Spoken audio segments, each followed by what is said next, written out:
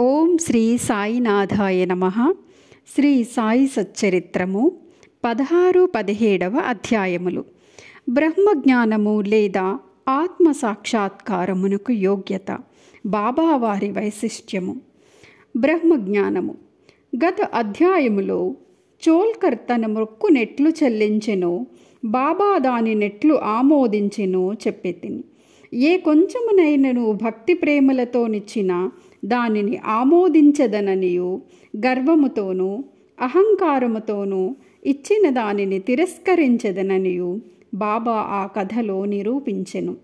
బాబా పూర్ణ సచ్చిదానంద స్వరూపుడొకటచే కేవలం బాహ్యతంతును లక్ష్యపెట్టడి వారు కాదు. ఎవరైనా భక్తి ప్రేమలతో ఏదైనా సమర్పించినచో మిక్కిలి సంతోషముతో ఆత్రముతో పుచ్చుకొనడివారు. నిజముగా సద్గురు సాయి కంటే ఉదార స్వభావులు, దయార్ద్ర హృదయులు లేరు. కోరికలు నెరవేర్చు చింతామణి, కల్పతరువు వారికి సమానము కావు.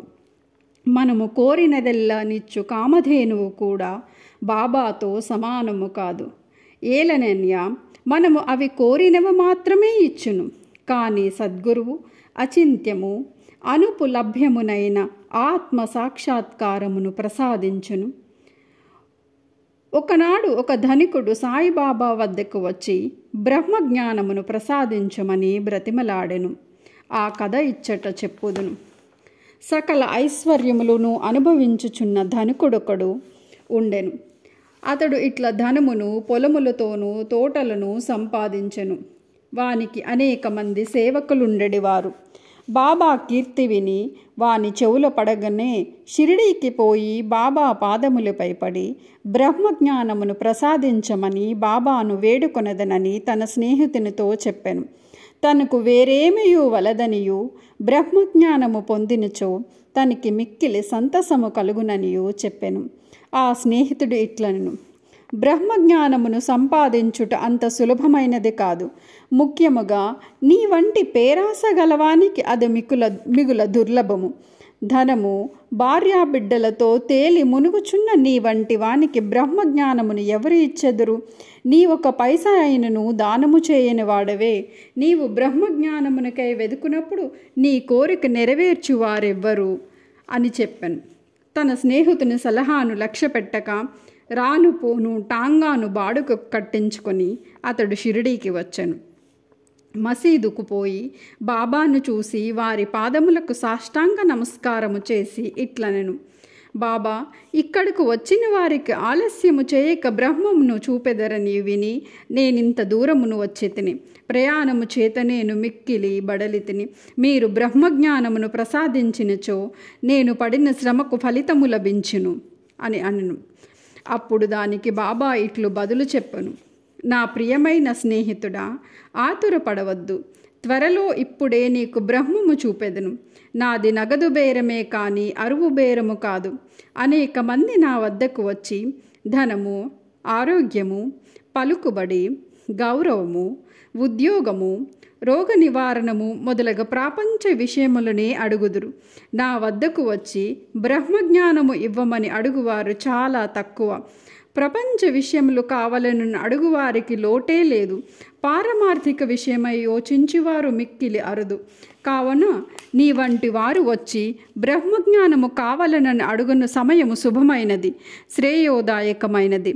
కనుక సంతోషముతో నీకు బ్రహ్మమును, దానికి సంబంధించిన వాటన్నింటినీ చూపెదను అని చెప్పెను. ఇట్లని బాబా వానికి బ్రహ్మము చూపుటకు మొదలెడెను. వానిని అక్కడ కూర్చుండమని ఏదో సంభాషణలోనికి దిగెను. అప్పటికి అతడు తన ప్రశ్న తానే మర్చినట్లు చేసెను. ఒక బాలుని పిలిచి సందు మార్వాడి వద్దకు పోయి 5 రూపాయలు చేబదులు తెమ్మను. కుర్రవాడు పోయిన వెంటనే తిరిగి వచ్చి నందు ఇంటి వద్ద లేడనియు, వాని ఇంటి వాకిలికి తాళము వేసి ఉన్నదనియు చెప్పెను. కిరాణా దుకాణదారు బాలా వద్దకు పోయి అప్పు తెమ్మని బాబా అనెను. ఈసారి కూడా కుర్రవాడు వట్టి చేతులతో తిరిగి వచ్చెను. ఇంతకిద్దరు ముగ్గురు వద్దకు పోగా ఫలితము లేకపోయెను. సాయిబాబా సాక్షాత్ పరబ్రహ్మ అవతారమే అని మనకి తెలియను. అయినచో 5 రూపాయలు అప్పు చేయవలసిన అవసరమేమి, వారికి అంత చిన్న మొత్తముతో ఏమి పని అని ఎవరైనా అడగవచ్చు. వారికి ఆ డబ్బు అవసరమే లేదు. నందు మరియు బాల ఇంటి వద్ద లేరని వారికి తెలిసియే ఉండెను. ఇది అంతయు బ్రహ్మజ్ఞానము కోరిన వచ్చిన వారికై జరిపించియుందురు. ఆ పెద్ద మనిషి వద్ద నోటుల కట్టై ఉండెను. అతనికి నిజముగా బాబా వద్ద నుంచి బ్రహ్మజ్ఞానము కావలసి ఉన్నచో బాబా అంత ప్రయాసపడుచున్నప్పుడు ఊరకనే కూర్చుండడు. బాబాకు ఆ పైకము తిరిగి విచ్చివేయునని కూడా వానికి తెలియను. అంత చిన్న మొత్తమైనప్పటికీ వాడు తెగించి ఇవ్వలేకపోయెను. అట్టి వానికి బాబా వద్ద నుంచి బ్రహ్మజ్ఞానము కావలెనట. నిజముగా బాబా అందు భక్తి ప్రేమలు కలవాడైనను వెంటనే 5 రూపాయలు తీసి ఇచ్చిండునే. కానీ ప్రేక్షకుని వలె ఊరకే చూచుచూ కూర్చుని ఉండెను. ఈ పెద్ద మనిషి వైఖరి శుద్ధ విరుద్ధముగా ఉండెను. వాడు డబ్బు ఇవ్వలేదు సరికదా, బాబాను త్వరగా బ్రహ్మజ్ఞానం ఇవ్వమని తొందర పెట్టుచుండెను. అప్పుడు బాబా ఇట్లనెను, ఓ మిత్రుడా, నేను నడుపుచున్న దాన్నంతటినీ గ్రహించలేకుంటివా ఏమి? ఇచ్చట కూర్చుండి నీవు బ్రహ్మము చూచుటకై ఇదంతయు జరుపుచున్నాను. సూక్ష్మముగా విషయమిది. బ్రహ్మమును చూచుటకు 5 వస్తువులు సమర్పించవలెను. అది ఏమనా? పంచప్రాణములు, పంచేంద్రియములు, మనస్సు, బుద్ధి, అహంకారము. బ్రహ్మజ్ఞానము లేదా ఆత్మ సాక్షాత్కారమునకు పోవు దారి చాలా కఠినమైనది. అది కత్తి వాదర వలె మిక్కిలి పదునైనది. అట్లనుచు బాబా ఈ విషయమునకు సంబంధించిన సంగతులన్నీ చెప్పెను. వానిని క్లుప్తముగా ఈ దిగువ చెప్పెదము. బ్రహ్మజ్ఞానము లేదా ఆత్మ సాక్షాత్కారమునకు యోగ్యత. అందరూ తమ జీవితంలో బ్రహ్మమును చూడలేరు. దానికి కొంత యోగ్యత అవసరం. మొదటిది ముముక్షత లేదా స్వేచ్ఛనందుండుటకు తీవ్రమైన కోరిక. ఎవడైతే తాను బద్ధుడునని గ్రహించి బంధముల నుండి విడువటకు కృతనిశ్చయుడై శ్రమపడి ఇతర సుఖములను లక్ష్యపెట్టక దానిని పొందుటకై ప్రయత్నించునో వాడు ఆధ్యాత్మిక జీవితమునకు అర్హుడు. రెండవది విరక్తి లేదా ఇహపర సౌఖ్యములందు విసుగు చెందుట. ఇహపర లోకములందు గల గౌరవములకు విషయములకు విసుగు చెందిన కానీ పారమార్థిక రంగముల్లో ప్రవేశించుటకు అర్హత లేదు. మూడవది అంతర్ముఖత, లోనికి చూసుట. మన ఇంద్రియములు బాహ్యమును చూచుటకే భగవంతును సృజించియున్నాడు కనుక మనుష్యుడు ఎప్పుడూ బయట ఉన్నవానిని చూచును. కానీ ఆత్మసాక్షాత్కారము లేదా మోక్షమును కోరువాడు దృష్టిని లోపలకు పోనిచ్చి లోనున్న ఆత్మను అనేక ధ్యానముతో చూడవలను. పాప విమోచన పొందుట. మనుష్యుడు దుర్మార్గము నుండి బుద్ధిని మరలించనప్పుడు, తప్పులు చేయుట మాననప్పుడు, మనస్సు చెలింపకుండా నిలబెట్టలేనప్పుడు జ్ఞానము ద్వారా కూడా ఆత్మసాక్షాత్కారమును పొందలేడు. ఐదవది సరైన నడవడి. ఎల్లప్పుడూ సత్యమును పలుకుచు, తపస్సు చేయచు, లోన చూచుచు బ్రహ్మచారిగా నుండిన కానీ ఆత్మసాక్షాత్కారము లభించదు. ఆరవది ప్రియమైన వాని కంటే శ్రేయస్కరమైన వానిని కోరుట. లోకములో 2 తీరుల వస్తువులున్నవి. ఒకటి మంచిది, రెండవది ప్రీతికరమైనది. మొదటిది వేదాంత విషయములకు సంబంధించినది, రెండవది ప్రాపంచిక విషయములకు సంబంధించినది. ఈ రెండును మానవుని చేరును. వీనిలో ఒకదానిని అతడు ఎంచుకొనవలెను. తెలివిగలవాడు మొదటి దానిని అనగా శుభమైన దానిని కోరును. బుద్ధి తక్కువవాడు రెండవ దానిని కోరును. ఏడవది మనస్సు ఇంద్రియములను స్వాధీనమందుంచుకొనుట. శరీరము రథము, ఆత్మ దాని యజమాని, బుద్ధి ఆ రథమును నడుపు సారథి, మనస్సు కల్లెము, ఇంద్రియములు గుర్రములు, ఇంద్రియ విషయములు వాని మార్గములు. ఎవరికి గ్రహించు శక్తి కలదో, ఎవరికి మనస్సు చంచలమైనదో, ఎవరి యందు ఇంద్రియములు అస్వాధీనములో బండితోలు వాని దుర్మార్గపు గుర్రము వలె వాడు గమ్యస్థానమునకు చేరలేడు. చావు పుట్టుకుల చక్రములో పడిపోవును. ఎవరికి గ్రహించు శక్తి కలదో, ఎవరికి మనస్సు స్వాధీనమందున్నదో, ఎవరి ఇంద్రియములు స్వాధీనమందుండునో, ఎవడు తన బుద్ధిని మార్గదర్శిగా గ్రహించి తన మనస్సును పగ్గముతో లాగి పట్టుకొనగలడో వాడు తన గమ్యస్థానమును చేరగలడు, విష్ణు పదమును చేరగలడు. 8. మనస్సును పావనము చేయుట. మానవుడు ప్రపంచములో తన విధులను తృప్తిగా ఫలాపేక్ష లేకుండా నిర్వర్తించని ఎడల అతని మనస్సు పావనము కాదు. మనస్సు పావనము కానిదే అతడు ఆత్మసాక్షాత్కారమును పొందలేడు. పావనమైన మనస్సులోనే వివేకము అనగా సత్యమైన దానిని అసత్యమైన దానిని కనుగొనుట, వైరాగ్యము అనగా అసత్యమైన దానియందు అభిమానము లేకుండుట, మొలకెత్తలేని క్రమముగా ఆత్మసాక్షాత్కారమును దారితీయను. అహంకారము రాలిపోనిదే, లోభము నశించనిదే, మనస్సు కోరికలను విడిచిపెట్టనిదే ఆత్మసాక్షాత్కారమునకు అవకాశము లేదు. దేహమే నేను అని అనుకొనుట గొప్ప భ్రమ. ఈ అభిప్రాయమందు అభిమానముండుటే బంధమునకు కారణము. నీవు ఆత్మసాక్షాత్కారమును కాంక్షించినచో ఈ అభిమానమును విడువవలెను. గురువు యొక్క ఆవశ్యకత. 9. ఆత్మజ్ఞానము మిక్కిలి సూక్ష్మమైన గూఢమైనది. ఎవ్వరైనను తమ స్వశక్తి చే దానిని పొందుటకు ఆశించలేరు. కనుక ఆత్మసాక్షాత్కారము పొందిన ఇంకొకరి సహాయము మిక్కిలి అవసరము. గొప్ప కృషి చేసి శ్రమించి ఇతరులు ఇవ్వలేని దానిని అతి సులభముగా గురువు నుండి పొందవచ్చును. వారు ఆ మార్గమందు నడిచి ఉన్నవారు కావున శిష్యుని సులభముగా ఆధ్యాత్మిక ప్రగతిలో క్రమముగా ఒక మెట్టు మీద నుంచి ఇంకొక పై మెట్టుకు తీసుకుని పోగలరు. భగవంతుని కటాక్షము. 10. ఇది అన్నింటికంటే మిక్కిలి అవసరమైనది. భగవంతుడు తన కృపకు పాత్రులైన వారికి వివేకమును వైరాగ్యమును కలుగు చేసి సురక్షితముగా భవసాగరము నుండి తరింపచేయగలడు.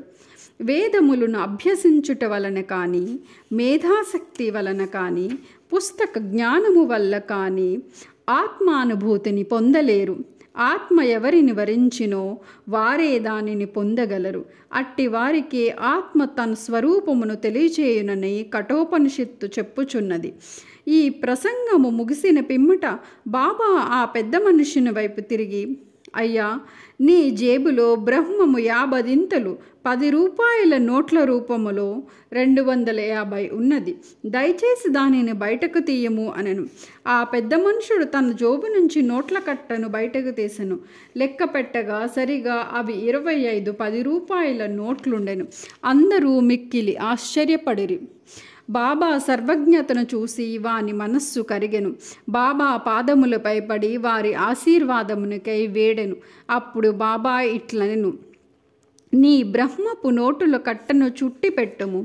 నీ పేరాసను లోభమును పూర్తిగా వదలనంత వరకు నీవు నిజమైన బ్రహ్మమును చూడలేవు. ఎవరి మనస్సు ధనమందు, సంతానమందు, ఐశ్వర్యమందు లగ్నమై ఉన్నదో వాడు అభిమానము పోగొట్టనంత వరకు బ్రహ్మమునెట్లు పొందగలడు. అభిమానమనే భ్రమ, ధనమందు తృష్ణ, దుఃఖమను సుడిగుండము వంటిది.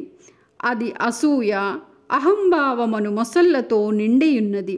ఎవడు కోరికలు లేనివాడో వాడు మాత్రమే ఈ సుడిగుండమును దాటగలడు. పేరాస, బ్రహ్మజ్ఞానము ఈ 2 ఉత్తర దక్షిణ ధ్రువములు వంటివి. అవి శాశ్వతముగా ఒకటికొకటి బద్ధ వైరము కలవి. ఎక్కడ పేరాస గలదో అక్కడ బ్రహ్మము గూర్చి ఆలోచించుటకు కానీ దాని ధ్యానమునకు కానీ తావులేదు. అట్లయినచో పేరాస గలవాడు విరక్తిని, మోక్షమును ఎట్లు సంపాదించగలడు? లోభికి భ్రాంతి కానీ, సంతుష్టి కానీ, దృఢ నిశ్చయము కానీ ఉండవు. మనస్సునందు మాత్రమే పేరాస అన్నను సాధనలన్నయు నిష్ప్రయోజనములు. ఎవడు ఫలాపేక్ష రహితుడు కాడో, ఎవడు ఫలాపేక్ష కాంక్షను విడువడో, ఎవనికి వాని యందు విరక్తి లేదో అట్టివాడు గొప్ప చదువరి అయినప్పటికీ వాని జ్ఞానం ఎందుకు పనికిరాదు. ఆత్మ సాక్షాత్కారము పొందుటకు ఇది వానికి సహాయపడదు. ఎవరు అహంకారపూరితులో, ఎవరు ఇంద్రియ విషయములు గూర్చి ఎల్లప్పుడూ చింతించెదరో వారికి గురుబోధలు నిష్ప్రయోజనములు. మనస్సును పవిత్రమునర్చుట తప్పనిసరి అవసరం. అది లేనిచో మన ఆధ్యాత్మిక ప్రయత్నములన్నీ ఆడంబర డాంబికరము కొరకు చేసినట్లగును. కావున దేనిని జీర్ణించుకొనగలడో, దేనిని శరీరమునకు పట్టించుకొనగలడో దానినే వాడు తీసుకునవలెను. నా ఖజానా నిండుగానున్నది, ఎవరికేది కావలసిన దానిని వారికి ఇవ్వగలను. కానీ వారికి పుచ్చుకొని యోగ్యత కలదా అని నేను మొదట పరీక్షించవలెను. నేను చెప్పిన దానిని జాగ్రత్తగా విన్నచో నీవు తప్పక మేలు పొందెదవు. ఈ మసీదులో కూర్చుని నేనెప్పుడూ అసత్యము పలుకను. ఒక అతిథిని ఇంటికి పిలిచినప్పుడు ఇంటిలోని వారు, అక్కడున్నవారు, స్నేహితులు, బంధువులు కూడా అతిథితో పాటు విందులో పాల్గొందురు. కావున అప్పుడు మసీదులో ఉన్నవారందరూ బాబా ఆ పెద్ద మనుషునికి చేసిన ఈ ఆధ్యాత్మిక విందులో పాల్గొనిరి. బాబా ఆశీర్వాదము పొందిన పిమ్మట అచ్చట ఉన్నవారందరూ ఆ పెద్ద మనిషితో సహా మిక్కిలి సంతోషముతో సంతృష్టి చెందిన వారై వెళ్ళిపోయిరి. బాబా వారి వైశిష్ట్యము. అనేక మంది సన్యాసులు ఇండ్లు విడిచి అడవులలోని, గుహలలోని, ఆశ్రమములోను ఒంటరిగా ఉండి జన్మరాహిత్యమును కానీ మోక్షమును కానీ సంపాదించుటకు ప్రయత్నించెదరు. వారు ఇతరుల గూర్చి ఆలోచించక ఆత్మానుసంధమునందే మునిగి ఉందురు. సాయిబాబా అట్టివారు కారు. బాబాకి ఇల్లు కానీ, భార్య కానీ, సంతానము కానీ, బంధువులు కానీ లేరు. అయినప్పటికీ వారు సమాజంలోనే ఉండేవారు. బాబా 4-5 ఇండ్ల నుండి భిక్ష చేసి ఎల్లప్పుడూ వేప చెట్టు కిందనే కూర్చొనివారు. లౌకిక విషయములందు ముగ్నులైన జనులకు ఈ ప్రపంచములో ఎట్లు ప్రవర్తించవలనో బోధించెడువారు. ఆత్మ సాక్షాత్కారము పొందిన పిమ్మట కూడా ప్రజల క్షేమమునకై పాటుపడు సాధువులు, యోగ్యులు మిక్కిలి అరుదుగా ఉందురు. అట్టి వారిలో శ్రీ సాయిబాబా ప్రథమగణ్యులు. కనుక హేమాడ్ పంత్ ఇట్లు చెప్పెను: ఏ దేశమునందు సాయిబాబా అను ఈ అపూర్వము అమూల్యము అయిన పవిత్ర రత్నము పుట్టినదో ఆ దేశము ధన్యము. ఏ కుటుంబంలో వీరు పుట్టిరో అదియూ ధన్యము. ఏ తల్లిదండ్రులకు వీరు పుట్టిరో వారునూ ధన్యులు. 16-17 అధ్యాయములు సంపూర్ణము. సద్గురు శ్రీ సాయినాథార్పణమస్తు. శుభం భవతు.